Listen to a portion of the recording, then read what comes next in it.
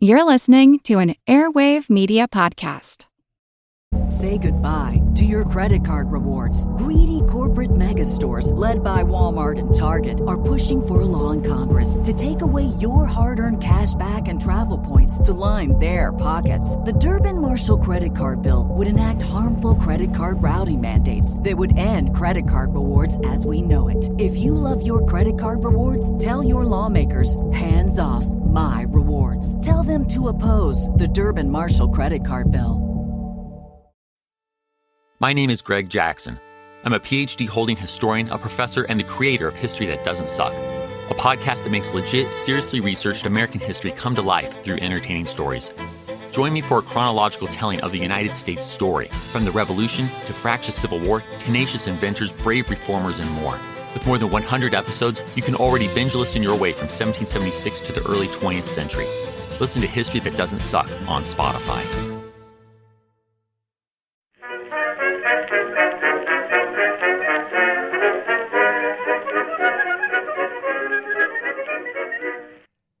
Hello everyone and welcome to History of the Second World War, episode 180, The Fall of France, French War Plans. This week, a big thank you goes out to J-Cut for purchasing me some coffees on Buy Me a Coffee, a completely commitment-free way to support the podcast. You can find a link in the show notes, and J-Cut, just so you know, I'm drinking one of those coffees while writing this right now. I would also like to thank Steele and Sarah for choosing to support the podcast by becoming members. You can find out more over at historyofthesecondworldwar.com/members. While there were many root causes for the defeat of France in 1940, political, economical, geographical, there was also, of course, at least some blame to be shared by the military. Even with all the challenges that France faced during the interwar years and the problems caused by the actions of Germany up to May 1940, in the weeks before the invasion, the balance of forces on the ground was roughly similar. When all the militaries of Western Europe were combined, there were about 135 divisions on both sides. On the Allied side, they were not always coordinated, with Belgium and the Netherlands insisting on continuing their neutrality until the last moments, but the troops in those nations were a distraction, I guess, for a number of German divisions during the May 1940 campaign. The problem for France was not necessarily manpower, or even quality of that manpower, but instead the plans for how those men should be used in case of a German invasion. In 1940, France was in its Second World War, in which it would begin the war with a bad plan, plain and simple. In 1914, Joffre's Plan 17 would result in catastrophic casualties for the French army, with more men killed during the opening days of the French offensives than any other days during the First World War. In 1940, the plan would not be as much of a disaster in terms of men killed or wounded, but it would have its own fatal flaws. In 1914, France would be able to recover from the opening disasters of the war, but due to the differences in French leadership and military technology in 1940, the opening failures of the Second World War would be terminal for the French war effort. Every military plan and most military decisions come back to a nation's military doctrine, or how it plans to behave in a conflict. France's doctrine during the interwar years was rooted in one single word: firepower. The Army's regulations of 1921 and 1936, the two key publications during these years, would claim that firepower was the most important predictor of victory in a future war. This was largely a holdover from the end of the First World War, due to the incredible firepower that could be brought to bear by the militaries after 4 years of conflict on the Western Front. This belief in the overwhelming power of firepower resulted in an evolution of French battle doctrine around something called the methodical battle. The ideal methodical battle can be thought of as a kind of artillery-powered military steamroller, with the infantry taking short jumps forward under the cover of artillery fire, then the artillery being brought forward before another jump forward could be made. These jumps might only be a few thousand meters at a time, or they could be more depending on the situation. During the Second World War, the French would never actually launch a methodical battle operation. They never really had a chance, but it was sort of the aspirational goal of all French planning. This was important because when planning for a methodical battle, certain aspects of combat become really important, specifically command and control. When concentrating firepower, It was more important for higher-level officers to be given clear control of more resources so that those resources could be concentrated at the decisive point. This was true not just for artillery and infantry, but armor and aircraft, really everything. The concentration of power at a higher level was an important part of the success of late First World War offensives, and so with the new resources available to the French military during the 1920s and 30s, the hope was that they would be even more effective.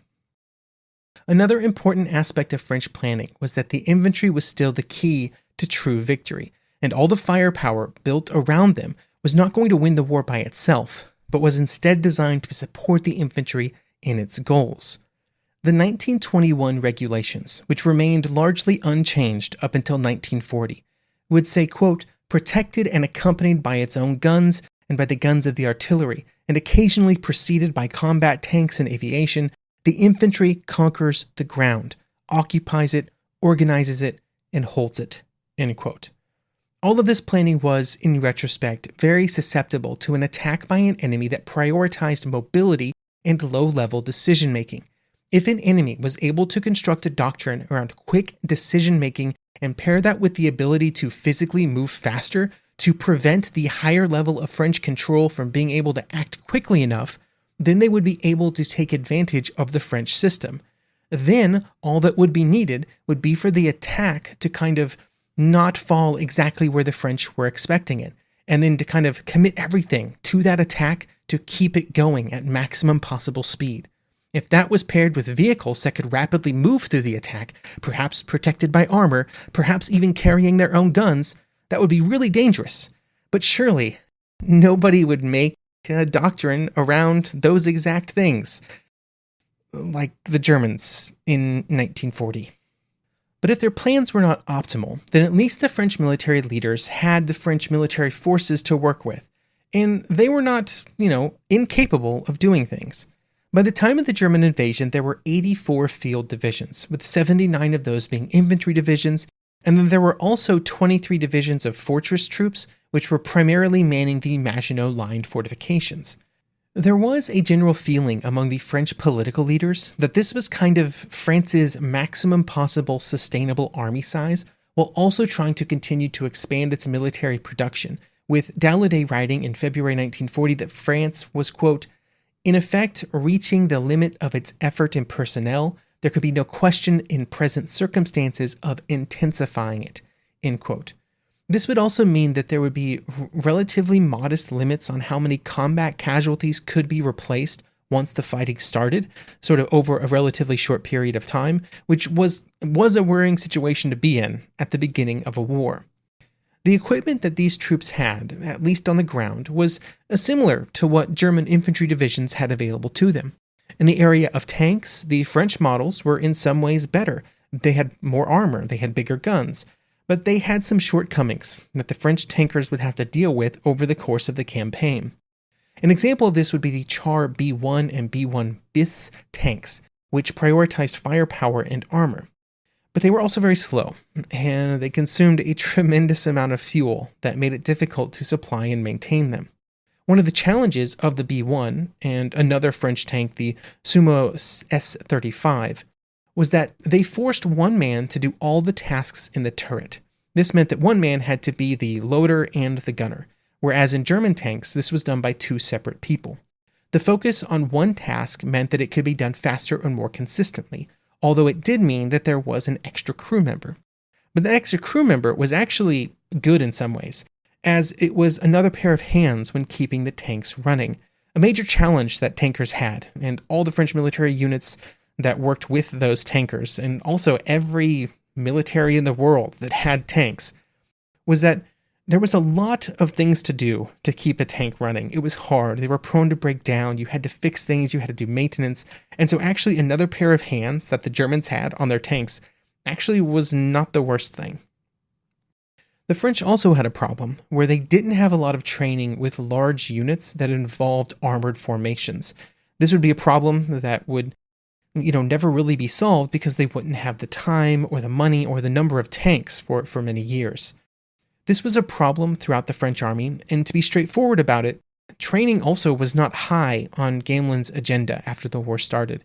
At no time was this more apparent than during the Phoney War, because trainings at that time were encouraged, but there was nothing done to ensure that they were actually being followed through on. Instead, the infantry would spend most of the Phoney War just kind of half working on fortifications, doing stuff behind the lines, maybe some training here and there, and none of this really did much to improve their morale, their motivation, or their combat capabilities.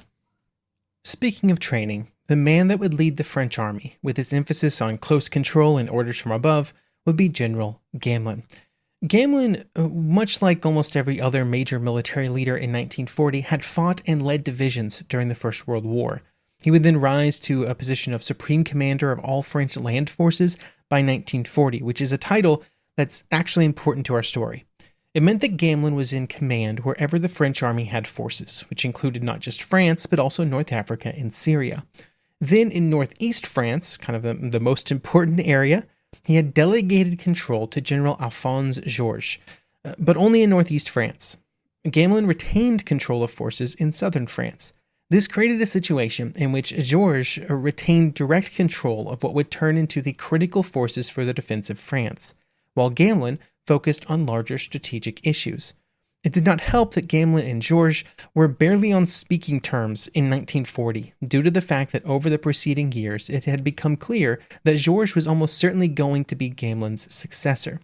In my opinion, Gamelin is probably blamed too much for France's defeat in 1940, and there were many other failings that would occur both before the war and during the brief campaign that he would not be responsible for. However, it is impossible to escape the fact that Gamelin had been the chief of the general staff in France since 1931. So if the French army was unprepared for the situation in 1940, some blame, perhaps most of the blame, must be placed on his shoulders. At the same time, the problems for France in 1940 were deep systemic problems that Gamelin maybe exacerbated, but equally probably could not have solved. One person that was not a fan of Gamelin was Paul Reynaud, who would become the French prime minister just a few weeks before the German invasion. Reynaud really wanted to relieve Gamelin, but such an action was difficult due to the close relationship between Daladier and Gamelin. Reynaud depended on Daladier's support to maintain his government, and he would defend, or Daladier would defend Gamelin absolutely. On May 9th, Reynaud finally pushed his chips to the middle of the table and threatened to resign unless Gamelin was removed from command. That's May 9th. That is literally the day before the German invasion. Now, this threat was not able to be acted upon because, again, the Germans would attack. But it also very clearly shows kind of the relationship at the upper reaches of French command. It's not exactly a ringing endorsement of the military by the prime minister at the time, just a few hours before the greatest threat to both the government and the military would begin. Also, to be clear, while Gamelin had his faults, and there were many, Reynaud's chosen successor, General Weygand, would have his own problems that, trust me, we will get to. This points to the final problem with the French military leaders in 1940, which we will discuss here just briefly. They were all infected with the same disease. All of the most senior French military commanders in 1940 sort of harkened back to the days of victory in 1918. They were all taught how to win a war under the tutelage of Foch and Pétain. They were variations on a theme. They were not there to break tradition. The next generation of French military leaders, which would have been colonels or even captains during the First World War, were not positioned during the interwar years as successors. And this was a problem when it came to trying to find new ideas. One of the British representatives at French High Command during the bad days of 1940 would write, quote, "In the military corridors, one runs into the same old faces one has encountered a generation earlier. Brigadiers are now army commanders or commanders-in-chief. Battalion commanders have divisions or corps. The captains of 1918 are now in command of brigades or divisions, but they have aged. Symbolically, here is Marshal François d'Esprit, the virile hero of 1918, in his wheelchair, now aged 83, and declaring to Spears and Harold Nicholson, 'Well, gentlemen, you see a ghost revisiting the scenes of his past.' Gamelin, the heir to Joffre, is 68, Weygand, The Shadow of Foch, 73. Now, I think Spears may be placing too much importance on age here. The problem was more a lack of imagination, a lack of the ability to react to the situation, which probably came down more to personalities and abilities, more than, the exact year of birth. But when you look at this, when you look at the sort of cast of characters that are involved in the French military at this time, it's almost like they've gotten the band back together, but the band hasn't been together for a long time, and so they're older, they're slower, and they just can't quite hit the high notes like they used to.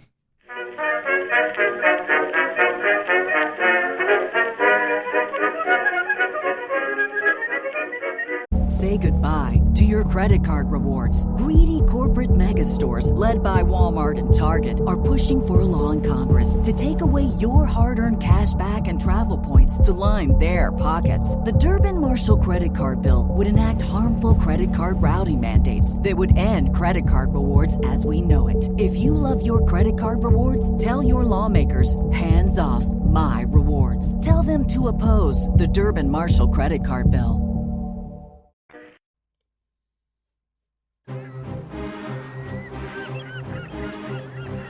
Hello, this is Matt from the Explorers Podcast.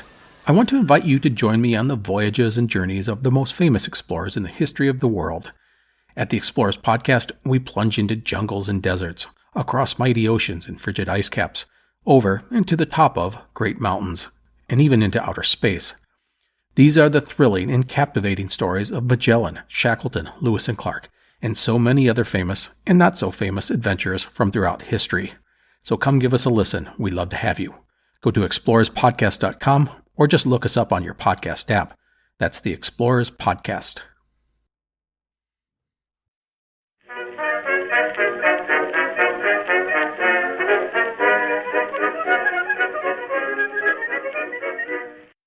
Now, that's probably enough about the French leaders for right now. It's a topic we'll be bumping up against to many of these episodes, and so it's probably best to move on for the moment. The best topic to cover next would be what they plan to do in case of a war with Germany. Like, what were the French war plans? Well, French war plans come under a lot of criticism due to how the events of the German invasion would develop, and some of that criticism is certainly deserved. I think the general thrust of all of those criticisms, of which there are many books worth, is summarized best by Robert A. Doughty in his book Breaking Point, Sedan and the Fall of France, when he wrote, quote, "The goal of France's strategy was the avoidance of defeat, rather than the immediate gaining of victory," end quote. Now, this manifested in the Phoney War, which we've already discussed in more than enough detail, but it also influenced the plans that the French military leaders had put in place for when the Germans attacked. The key to the entire plan was that as soon as war was declared, it was assumed that one of the first acts of Germany would be to violate Belgian neutrality, and as soon as that happened, the Belgian government would ask the French and British for assistance. At that moment, the French Army Group 1, along with the troops of the British Expeditionary Force, would race into Belgium to establish a line of defense along the Dial River, and then along the Gembloux Gap. The belief was that by pushing troops into Belgium up to the line of the Dial River, they would be able to meet the primary German thrust, which would be trying to push through Belgium, just like the German troops had done in 1914. Due to the belief that it would be these troops, these French troops moving through Belgium, that would be in the decisive area of the front, they would be the best French troops. This included the best equipped and trained troops and the units that were most heavily mechanized and motorized. If this plan worked, it would accomplish two major French war goals: to push the fighting out of French territory as much as possible, and to meet the German attack and to blunt it so that the front would settle down and the French could continue planning for their long-term goals.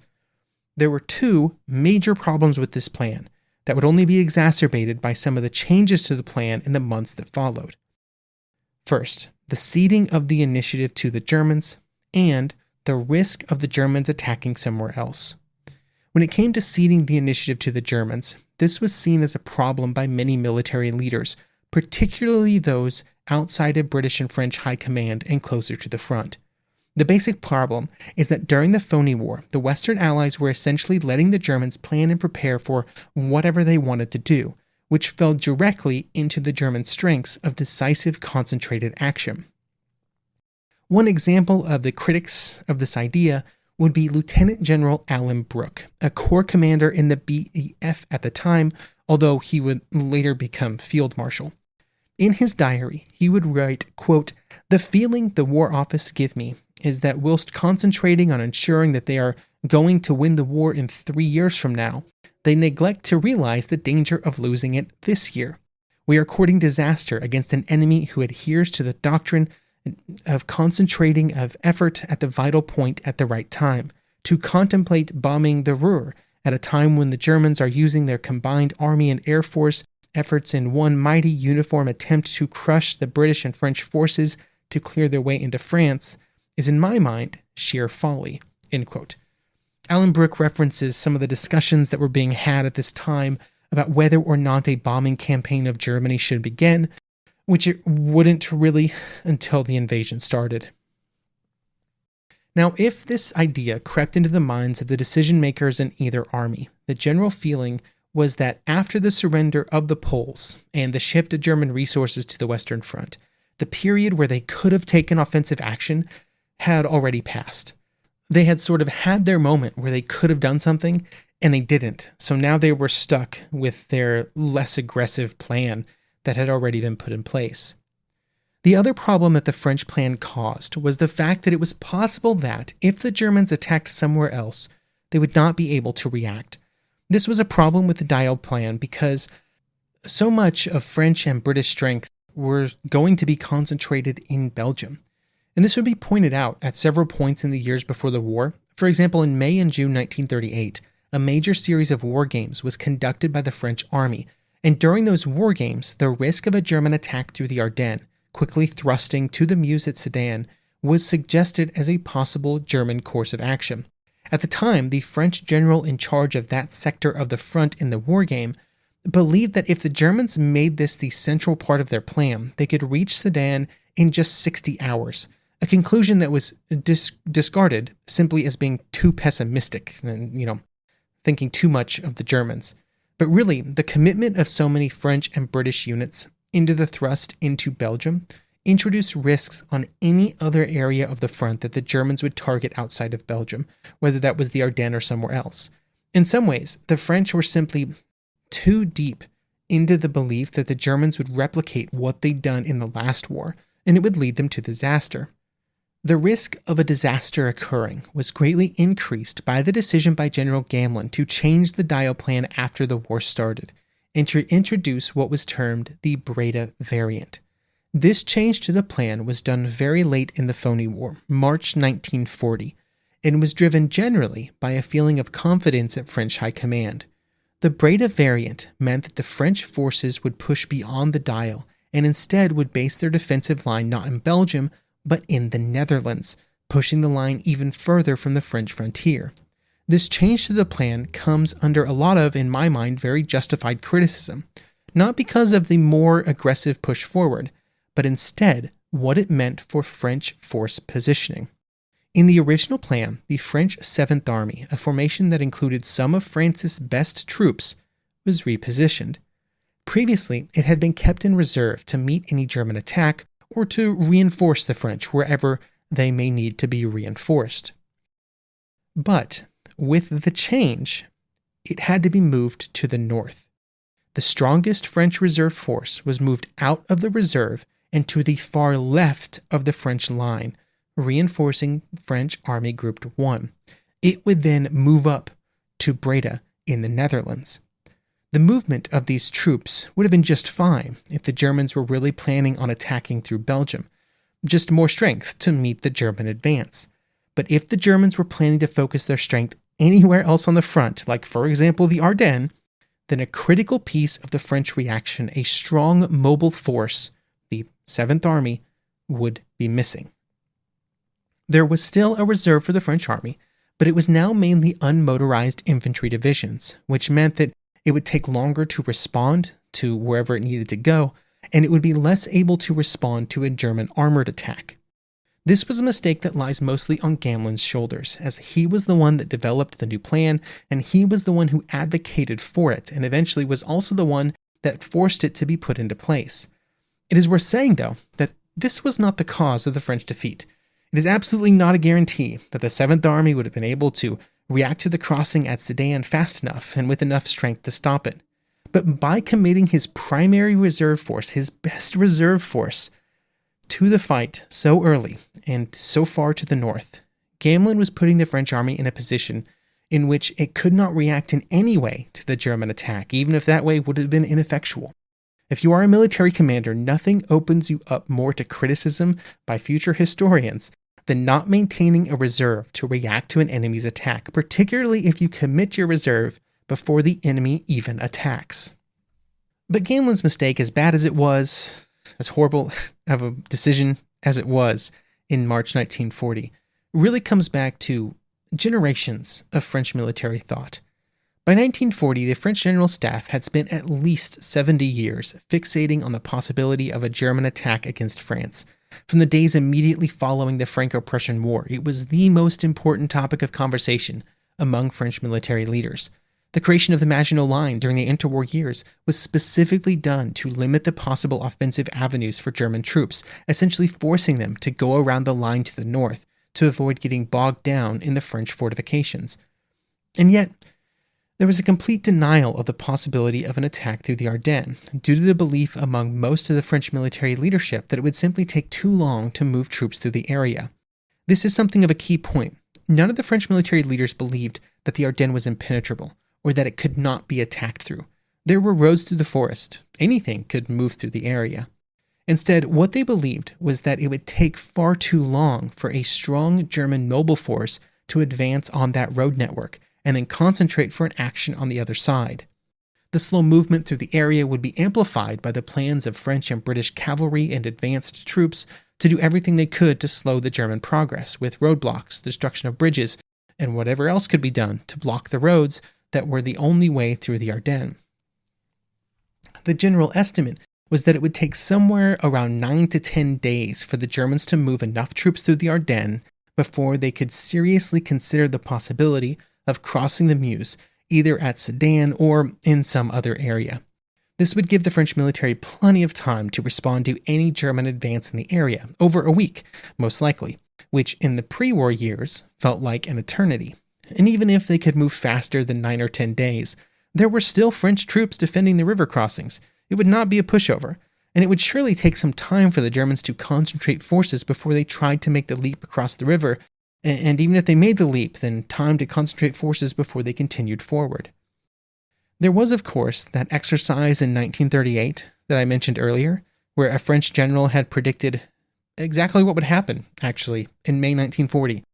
But that seemed hard to believe, and was written off as a general simply being far too aggressive in a war game where the stakes were so low. In the defense of French military leaders, since I haven't been giving them too many compliments for the last 20 minutes, it is fair to say that many German military leaders completely agreed with the French analysis of the situation.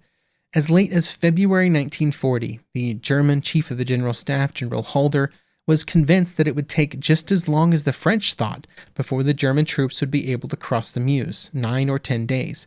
He would eventually shift in his thinking due to the evolution of German plans in the last months before the invasion, but in both cases, the generals on both sides were following a general military orthodoxy around the difficulty of moving troops through very constrained country against resistance, and then how long it would take to concentrate those forces before making sort of a major leap across a major river against opposition. The goal of the French intelligence services was to try and determine where the German attack would fall, and if it was to fall in the Ardennes, then to learn of that and give the French military even more time to prepare. And they did make some progress in this regard before the start of the attack. There would be reports that the Germans had built some additional bridges in the areas that would enable the attack through the Ardennes. Aerial reconnaissance was another important conduit of information, with some aerial reconnaissance flights reporting a buildup of German armor units in the areas east of Luxembourg. The problem was that all of these reports were counteracted by others that seemed to indicate a concentration of German forces for an attack in the north, exactly where the French believed the Germans would attack. With two different sets of information being available, the decision made was that the actions near the Ardennes must be some kind of distraction, What the French did not know at this time was they had it precisely back. Instead of a build-up near the Ardennes being the distraction, the preparations in the north for a move into Belgium and the Netherlands were instead being used to divert French attention away from the Ardennes. And this meant that while they didn't know it, the French high command was falling for exactly what the Germans wanted them to fall for. Next episode, we'll discuss what the Germans actually planned to do, how they planned to attack through the Ardennes, and why their plans changed just months before the biggest military operation of the war so far.